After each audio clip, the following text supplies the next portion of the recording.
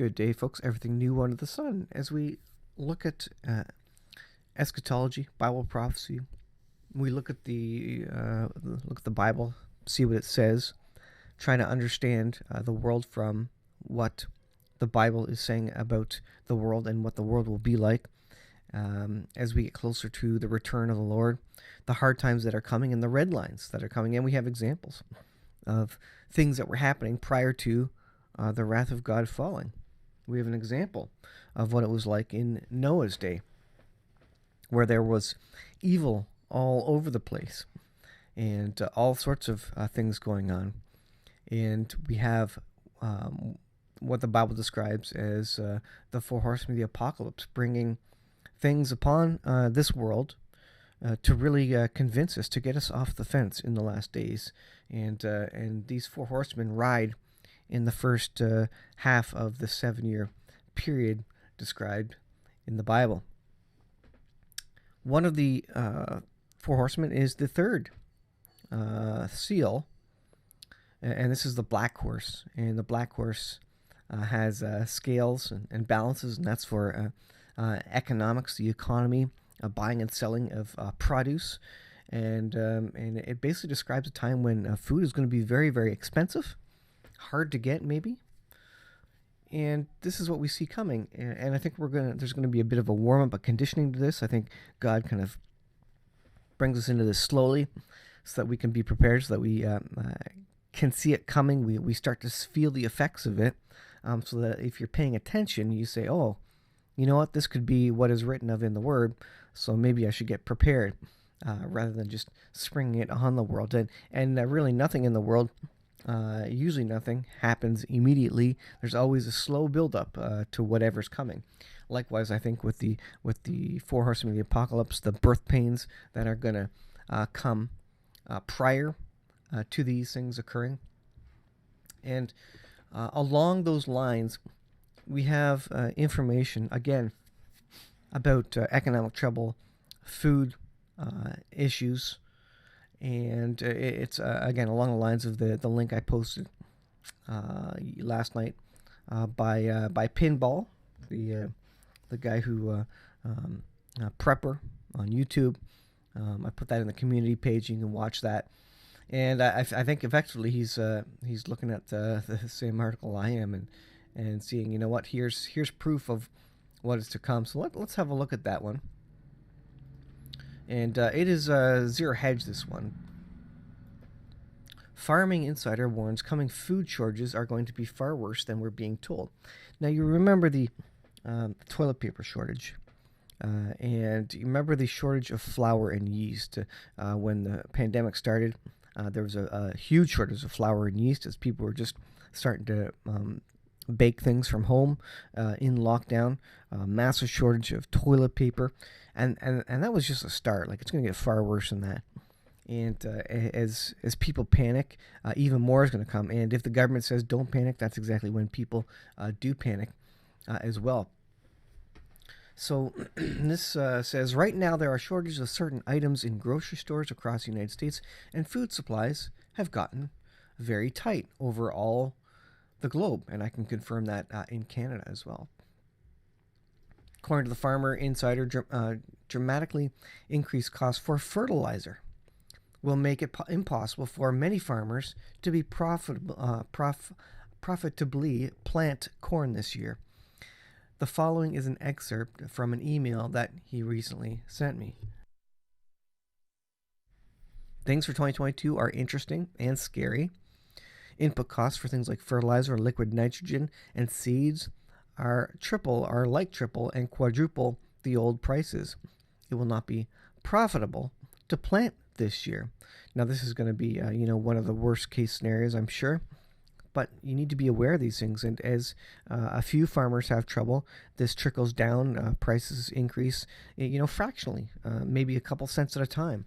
But as more and more have trouble, it just compounds the problem until 6 months down the road, when you have real shortage and the slack in the line is removed effectively, and then we actually see the end result of what these troubles bring.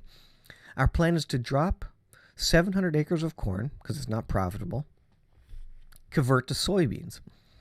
We are not the only ones with those plans. Already there is a shortage of soybeans, so we will have to see how that works out. The way I see it, there will be a major grain shortage later in the year, especially corn. And as it goes on, corn is in the ingredients and everything. It's used for livestock. It's used to feed humans. It's used for a lot of things. But if the farmers don't see that it's profitable enough, then there's going to be a great shortage. And there's going to be a significant delay for, when prices do go up, for more farmers to start growing corn again. That's going to have to wait for the next growing season. If they see shortage there, if they see a price spike, then they'll want to grow more corn so that they can make some of that profit. But again, there's going to be that long delay until the next growing season to start growing a crop of that and switch over. As for farming, I see it getting bad. Things like fertilizer and liquid nitrogen have tripled, quadrupled. Yes, commodity prices are up, but that certainly won't cover the new increased costs. We are in NC, so while certainly not like the Midwest, we still grow grain. The Midwest, of course, has the same higher input costs. So farmers around the world are seeing higher input costs, and that means food. And we're already seeing food inflation, in our grocery stores.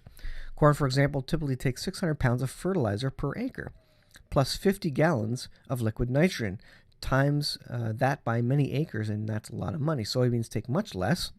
The plan for us and most others is to drastically cut corn acres and switch to soybeans. All right, so switch to soybeans. Are they as helpful as useful? There's more effort to put into them required for things like feeding livestock. It's not as easy to feed directly to livestock as is corn. It says corn is one of the foundational pillars of our food supply. If you go to the grocery store and start reading through the ingredients of various products, you will quickly discover that corn is on just about everything in one form or another. In South Africa, high fertilizer prices are going to drastically affect coffee production. So if you like coffee is one of the most money-making industries, I think, in the food industry. It's a huge market. Cristina Ribeiro de Valle, who comes from a long line of coffee growers in Brazil, is this year paying 3 times what she paid last year. Coupled with a recent drought that hit her crop hard, it means Miss Deval, 75, will produce a fraction of her Ribeiro de Valle brand of coffee. So coffee is going to get more expensive. And this is just a small thing, of course, a luxury for many. It's just, when coffee is in short supply, look for people to really start panicking because it's kind of a staple. And, I think that's one of the, I would say that's one of the bellwethers where people say, you know what, there's a shortage of coffee now. Well, maybe there's something really going on in the world. And I think slowly people will wake up. It says lower fertilizer will inevitably weigh on food production and quality, affecting food availability, rural incomes and livelihoods of the poor. It goes on in Washington, D.C., and this is something I think I posted or spoke of it before. But there was a message repeated by the mayor and from the local government there that said, just buy what you need, leave some for others. And boy, oh boy, when the government starts saying, just buy what you need and leave some for others, that's got to perk your ears up and say, you know what, maybe I should get ready and stock up. And if you aren't stocked up already, you shouldn't be waiting for the government to say something for you to get ready or for you to see an emergency. It says, if you're hitting the emergency store to prepare for winter weather, please just buy what you need and leave some for others. You may have noticed empty shelves in stores due to national supply chain issues. Remember, this was occurring well before any trucker convoy. This has been happening the last 2 years. Why? Because of government mandated shutdowns because of the pandemic. Remember, it's the government that shut down the economies. It's the government that implemented the mandates based on quote unquote the science, not looking at the effects to the rest of the economy or to the supply chain. So this is directly a result of basically the government locking everybody down. And no one wanted to lock down. It's the governments that did it. So I put the blame squarely on them for what comes of this, and I think we're starting to see it. It says, of course, it isn't our food supply that is under threat. As Victor Davis Hanson aptly noted, our country is now in the process of undergoing a system collapse. In modern times, as in ancient Rome, several nations have suffered a system collapse. The term describes the sudden inability of once prosperous populations to continue what had ensured the good life as they knew it. Yeah, we've been living fat, dumb, and happy, as they say, for a long time now, since World War II. Everything's been awesome. We in the Western world have been rich, rich, rich. We have not seen any sort of, real continent-wide, nationwide suffering, and nothing significant, or economic trouble, or even war. War hasn't even really affected us in our daily lives. So when those things do come, it's going to be great shock, and it's going to be great panic by the public. So be aware that it's coming, that it's inevitable, that all generations prior to us were used to this and saw these sorts of things, and they lived through it. Recognize that, and so you're not surprised when it comes. But for a lot of people, they're going to say, I've never seen this before. I've never experienced this. This is new. And because basically the whole of the country of the United States, the whole of the country of Canada, because they haven't seen any of this, they have no idea how to garden. They have no idea how to be self-sufficient, to live outside of a city, to live on less. We don't know how to do that. We've never had to do that. Abruptly, the population cannot buy or even find once plentiful necessities. They feel their streets are unsafe, laws go unenforced, and are enforced inequitably. Every day, things stop working. The government turns from reliable to capricious, if not hostile. This is when the government says, you know what, the civilians, they're getting upset. We're going to lock down. We're going to go martial law. We're going to have military rule, and this is going to be emergency mandate. Remember, emergency mandate, going to be for a limited time, but we have to lock everybody down and have complete government and military control. And this is what happens. And what else would a government do at this point in time if they lost control? They effectively have to do this, and so this is coming. Government control, military mandates, lockdowns, I think, curfews, martial law. All these things are basically the end result of food shortages and people getting desperate, and anarchy and lawlessness abounding. And what does the Bible say about the last days? Lawlessness, anarchy, evil will abound. The love of many will grow cold. And it's because everything is falling down. Everything is being torn apart.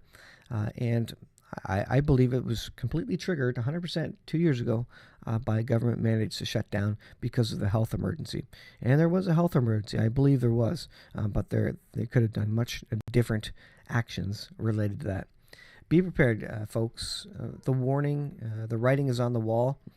There is news all over of shortages and even shortages on your local shelves, and we see price increases here where we are as well. Things are harder to get. So be prepared. You've been warned, and there is no excuse at this point in time if you're not prepared. And many will stay unprepared. They will not heed the warnings. They are not paying attention. They think everything is going to continue on as it always has, and they are mistaken. Be prepared, guys. The Lord is coming, but before that, I think we're going to see some very, very hard times. The 7-year period could start this year, and I think there's great evidence that it could. Maybe Rosh Hashanah this year. We'll see. Thanks for watching. I'll leave it there. Be prepared. Get your heart right with the Lord. Get your house in order. We'll see you in the next video.